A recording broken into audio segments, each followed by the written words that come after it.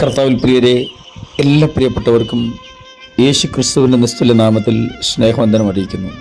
ഇന്നത്തെ പകലിൻ്റെ ഓരോ നിമിഷങ്ങളും എല്ലാവർക്കും ഒരുപോലെ അനുഗ്രഹമായി തീരട്ടെ എന്ന് പ്രാരംഭമായി ഞാൻ പ്രാർത്ഥിക്കുന്നു.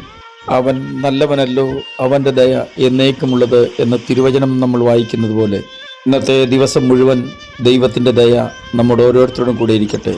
ഇന്ന് ലഭിക്കേണ്ട എല്ലാ നന്മകളും, ഇന്ന് പൂർത്തീകരിക്കപ്പെടേണ്ട എല്ലാ ദൈവിക വാഗ്ദത്തങ്ങളും പൂർത്തീകരിക്കുവാൻ സ്വർഗീയ പിതാവ് മനസ്സലിയട്ടെ. ഇന്നും നമുക്ക് യേശുവിനോടുകൂടെ യാത്ര തുടരാം.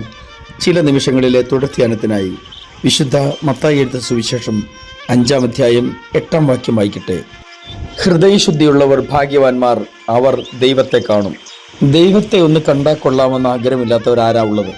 ഏത് മതവിഭാഗത്തിൽ വിശ്വസിക്കുന്ന ആളാണെങ്കിലും ഉൾപ്പെട്ടിട്ടുള്ള ആളാണെങ്കിലും അവർക്ക് അവരുടേതായ നിലകളിൽ ഇങ്ങനെ ഒരാഗ്രഹം തീർച്ചയായിട്ടും ഉണ്ടായിരിക്കും. അത് തികച്ചും നല്ല ഒരാഗ്രഹം തന്നെയാണ്. പ്രത്യേകിച്ചും ബാല്യപ്രായത്തിൽ നമുക്ക് ഏറ്റവും കൂടുതൽ ആകാംക്ഷകൾ നിറയുന്ന സമയങ്ങളാണ്. ഇങ്ങനെയുള്ള ആഗ്രഹങ്ങൾ കൂടുതലും തലപൊക്കുന്നതും ഈ പ്രായത്തിലാണ്. ഒരിക്കൽ ഒരു ബാലൻ തൻ്റെ അപ്പൻ്റെ അടുക്കൽ ചെന്നിട്ട് ഇങ്ങനെ ഒരു പരാതി പറഞ്ഞു: ഈ ലോകത്തെവിടെയും ദൈവത്തെ നേരിൽ കാണാൻ കഴിയില്ല എന്നാണ് ഞാൻ മനസ്സിലാക്കിയിരിക്കുന്നത്.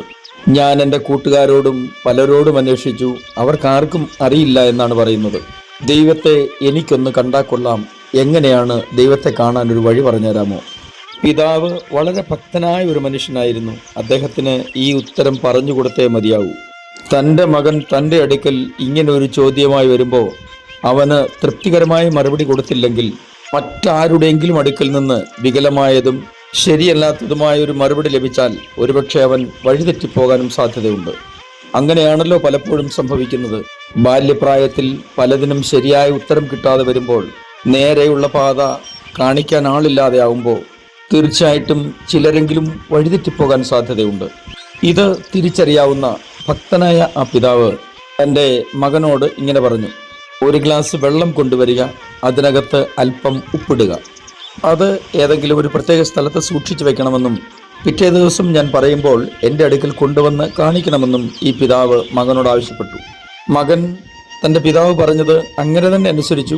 അടുത്ത ദിവസം പിതാവ് തൻ്റെ മകനോട് ഇങ്ങനെ പറഞ്ഞു: ഇന്നലെ ഞാൻ പറഞ്ഞിരുന്ന നിലയിൽ മോൻ ആ ഗ്ലാസ് സൂക്ഷിച്ചെങ്കിൽ ഇവിടെ കൊണ്ടുവരൂ. ഗ്ലാസും വെള്ളവും പിതാവിൻ്റെ അടുക്കൽ കൊണ്ടുവന്ന് കഴിഞ്ഞിട്ട് അദ്ദേഹം ഇങ്ങനെ ചോദിച്ചു: ഇന്നലെ ഇതിനകത്ത് നിക്ഷേപിച്ച ആ ഉപ്പിങ് എടുത്തുകൊണ്ടുവാ. മകൻ പറഞ്ഞു: അതെന്തോ ചോദ്യമാ, പപ്പായ്ക്ക് അത്രയും പോലും അറിയില്ലേ? ഉപ്പ് വെള്ളത്തിലിട്ടാൽ അത് വെള്ളത്തിൽ അലിഞ്ഞു ചേരും അല്ലേ? അപ്പോഴും അദ്ദേഹം ഇങ്ങനെ പറഞ്ഞു: ഉപ്പ് വെള്ളത്തിൽ അലിഞ്ഞു ചേർന്നിട്ടുണ്ട് എന്നതിന് എന്താണ് തെളിവ്? മകൻ ഏതോ വലിയൊരു ശാസ്ത്ര സത്യം തെളിയിച്ചു കൊടുക്കുന്ന നിലകളിൽ അഭിമാനത്തോടെ ഇങ്ങനെ പറഞ്ഞു: ഈ വെള്ളത്തിന് ഇപ്പോൾ ഉപ്പുരസമുണ്ട്. വെള്ളത്തിൻ്റെ ഏത് ഭാഗത്ത് തൊട്ടു നോക്കിയാലും ഉപ്പുരസം നിലനിൽക്കുന്നുണ്ട്. ആ ഗ്ലാസ്സിലെ വെള്ളം പുറത്തേക്ക് കളയുവാൻ പിതാവ് ആവശ്യപ്പെട്ടു. അതിൻ്റെ ശേഷം ആ ഗ്ലാസ് വെയിലത്ത് കൊണ്ടുവയ്ക്കുക. ഉണങ്ങിയ ശേഷം എടുത്തുകൊണ്ടുവരാനും ആവശ്യപ്പെട്ടു. ഗ്ലാസ് നല്ലതുപോലെ ഉണങ്ങിക്കഴിഞ്ഞപ്പോൾ ഉപ്പിൻ്റെ നേരിയ അംശം ഗ്ലാസിൻ്റെ വക്കിലും മറ്റും പറ്റിപ്പിടിച്ചിരിക്കുന്നത് കാണാൻ കഴിയും. ആ പിതാവ് ഇങ്ങനെ പറഞ്ഞു കൊടുത്തു: നോക്കൂ മകനെ, ജലാംശം മുഴുവൻ മാറിക്കഴിഞ്ഞപ്പോൾ സാക്ഷാൽ ഉപ്പ് വീണ്ടും പ്രത്യക്ഷമായി. ഈ ലോകത്തിലെ ദൈവത്തിൻ്റെ സാന്നിധ്യവും ഇങ്ങനെ തന്നെയാണ്. പ്രപഞ്ച വസ്തുക്കളിൽ നിന്നും മനുഷ്യരിൽ നിന്നും പൂർണ്ണമായും ലൗകികത എടുത്തു മാറ്റുമ്പോൾ ദൈവത്തെ പൂർണ്ണമായും മനസ്സിലാക്കുവാനും കാണുവാനും സാന്നിധ്യം തിരിച്ചറിയുവാനും കഴിയും. ദൈവസാന്നിധ്യം സൂചിപ്പിക്കുന്ന അനുഭവങ്ങൾ ഇല്ലാത്ത മനുഷ്യരില്ല, എല്ലാവരിലും ഉണ്ട്.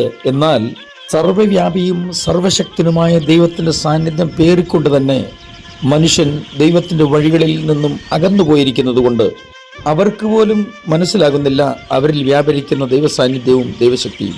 നോക്കൂ പ്രിയരെ, ഹൃദയശുദ്ധി ഉണ്ടെങ്കിൽ ദൈവസാന്നിധ്യം എങ്ങു നിന്നും കടമെടുക്കേണ്ടി വരില്ല.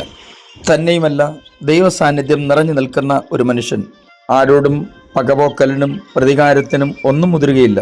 സ്നേഹിക്കേണ്ടവരെ സ്നേഹിച്ചും ക്ഷമിക്കേണ്ടവരെ ക്ഷമിച്ചും ഈ ലോകത്തിലെ ജീവിതം താൽക്കാലികമാണെന്നും ഹ്രസ്വമാണെന്നും തിരിച്ചറിഞ്ഞ് ദൈവത്തോട് ചേർന്ന് നടക്കാൻ അവർ ശ്രമിക്കുകയും ചെയ്യും. അതുകൊണ്ട് നിശ്ചയമായിട്ടും നഷ്ടമൊന്നുമില്ല.